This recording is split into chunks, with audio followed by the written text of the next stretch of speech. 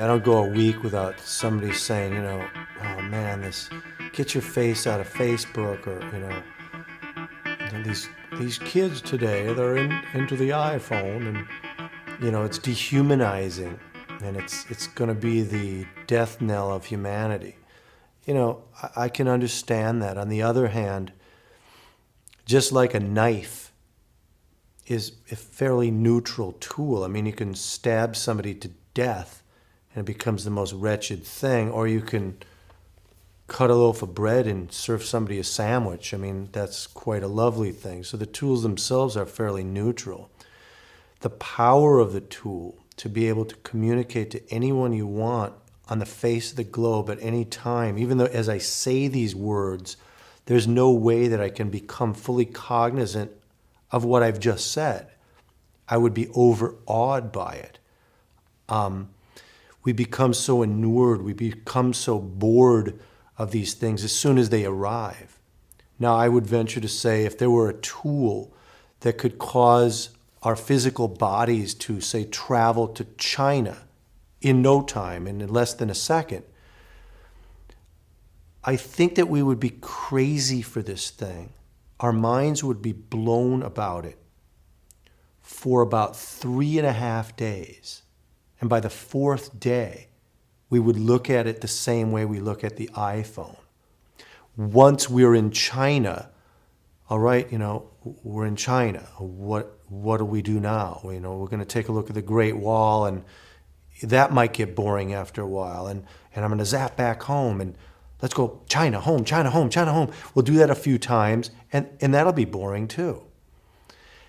The same way with the iPhone. It becomes boring to us. What I suggest to rehumanize, to reinstill a sense of awe for this device is to do this experiment with it. There's 2 different experiments I suggest. One is write to somebody that you truly love, a parent or a sister or an uncle, somebody, a mentor to you, somebody that you may not have been in touch with, somebody that you haven't expressed in a deep way how much they've moved you, and simply type a letter. Give yourself 3 minutes and no more to do it. Set a forcing frame of 3 minutes. Write that letter. It's a letter that's so powerful that if, God forbid, this person that you love were to die the next day, as sad as you would be, after having sent this letter, you would never feel remiss in not having expressed yourself. There would be that sense of completeness.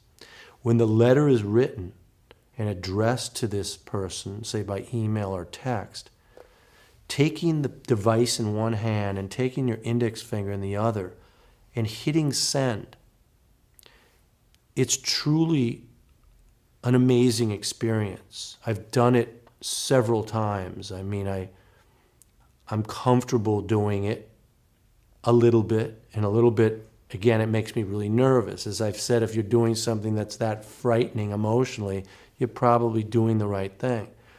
Once you've done that, you sort of get a sense of perhaps that's what these devices were made for.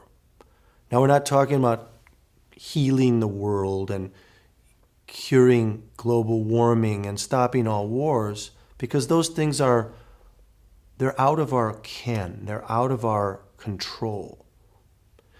The things that we need to do that are within our control are the things that are really difficult, because they can sometimes be done in 3 minutes.